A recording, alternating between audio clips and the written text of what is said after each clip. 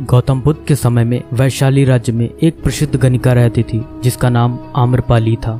वह बहुत सुंदर थी और उसे नगर वधू घोषित किया गया था, यानी पूरे शहर की पत्नी। आम्रपाली इतनी सुंदर थी कि उसके महल के द्वार पर सदा सोने के रथ खड़े रहते थे। यहाँ तक कि महान राजाओं को भी उससे मिलने के लिए इंतजार करना पड़ता था। वह केवल एक वैश्या थी, लेकिन वह इतनी अमीर हो गई थी कि वह राज्य खरीद सकती थी। आम्रपाली का शरीर जितना सुंदर था, उससे कहीं अधिक सुंदर उसकी आत्मा थी, जो सच्चे प्यार के लिए तरसती थी। क्योंकि आम्रपाली खुद से वैश्या नहीं बनी थी, उसे जबरदस्ती राजा ने वैश्या बनाया था। आम्रपाली के वैश्या बनने के पीछे एक कहानी है, जिसे मैं किसी वीडियो में आपके साथ जरूर साझा करूंगा। आम्रपाली अपने ग्राहकों को बहुत प्यार करने का दिखावा करती थी, क्योंकि उसे इसके लिए भुगतान किया जाता था, लेकिन अंदर से वह उनसे बहुत नफरत करती थी, क्योंकि वह सभी उसका इस्तेमाल एक भोग की वस्तु के रूप में करते थे, एक इंसान के रूप में उसका सम्मान नहीं करते थे।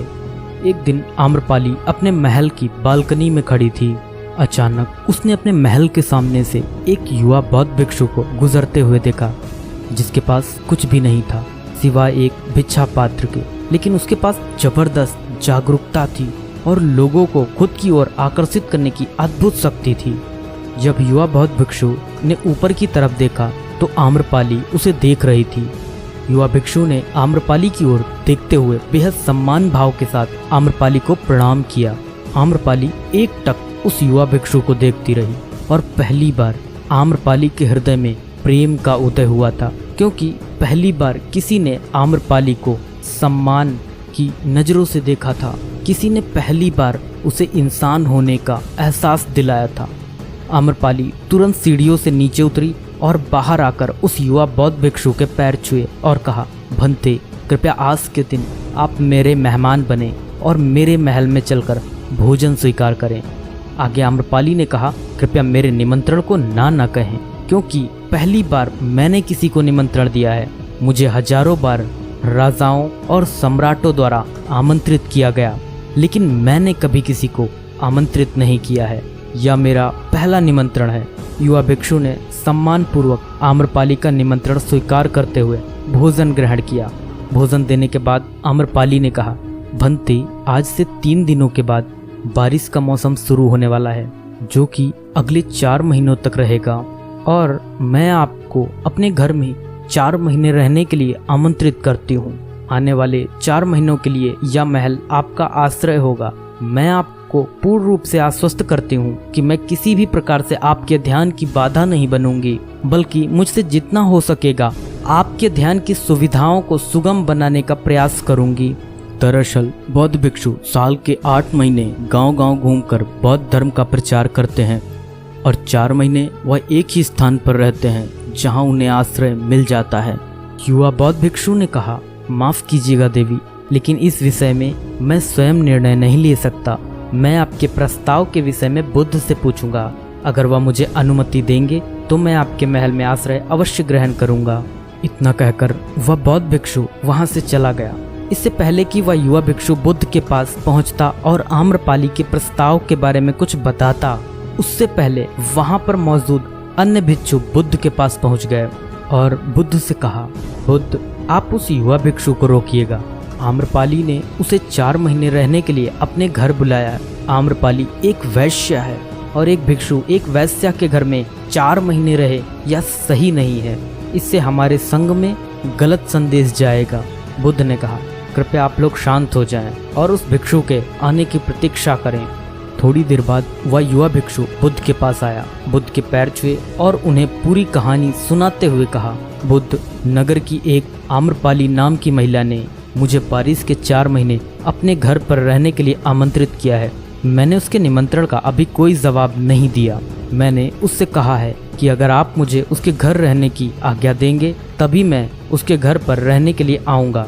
अतः बुद्ध, आप जो कहेंगे मैं वही करूँगा। उस युवा भिक्षु ने आम्रपाली के विषय में वैश्या शब्द का प्रयोग न करते हुए केवल महिला शब्द का प्रयोग किया। बुद्ध ने उस युवा भिक्षु की आंखों में देखा और कहा, तुम रह सकते हो। तभी अचानक बूढ़ा भिक्षु खड़ा हुआ और बोला कि बुद्ध, यह सही नहीं है। यह युवा भिक्षु एक सच्चाई छुपा रहा है। इसका कहना है कि एक आम्रपाली नाम की महिला ने अपने घर पर रहने के लिए आमंत्रित किया है, लेकिन वह एक महिला नहीं है, वह एक वैश्या है।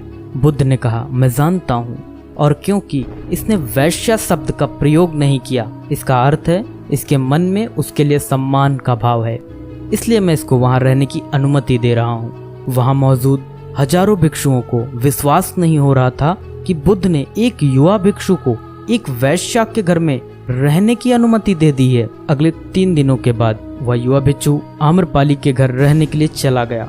उसके जाते ही वहां पर उपस्थित अन्य भिक्षु उसके विषय में तरह तरह की बातें बनाने लगे। बुद्ध ने सभी को शांत करते हुए कहा, मुझे मेरे भिक्षु पर विश्वास है। मैंने उसकी आंखों में देखा है कि उसके भीतर तनिक भी भोग की इच्छा नहीं थी। अगर उस भिक्षु का ध्यान गहरा है तो वह आम्रपाली के हृदय को परिवर्तित कर देगा, और अगर भिक्षु का ध्यान गहरा नहीं है तो आम्रपाली अपने शारीरिक आकर्षण से भिक्षु को परिवर्तित कर देगी। यह एक प्रश्न है ध्यान और शारीरिक आकर्षण के मध्य, जिसका उत्तर हमें 4 माह के बाद मिलेगा। बुद्ध की बात सुनकर वहां उपस्थित भिक्षुओं ने कहा कि बुद्ध उस युवा भिक्षु पर बहुत अधिक भरोसा करके अनावश्यक जोखिम उठा रहे हैं। वह भिक्षु युवा है और आम्रपाली बहुत सुंदर है। समय प्रारंभ हुआ, वर्षा ऋतु गई, 4 माह बीते और वह युवा भिक्षु वापस आया। उसने बुद्ध के पैर छुए और उस युवा भिक्षु के पीछे आम्रपाली भी आई। उस युवा भिक्षु ने आम्रपाली का बुद्ध से परिचय कराते हुए कहा, बुद्ध, यह आम्रपाली है और यह आपसे दीक्षित होना चाहती है। यह एक अनोखी महिला है। यह न केवल सुंदर है बल्कि इनकी आत्मा उतनी ही शुद्ध है जितनी आप कल्पना कर सकते हैं।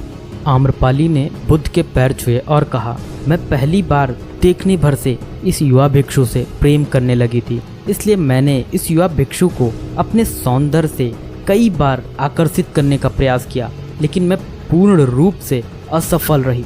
इसके बजाय इस युवा भिक्षु ने मुझे ध्यान के प्रति जागरूक किया और यह एहसास कराया कि वास्तविक जीवन भोग नहीं अपितु ध्यान है।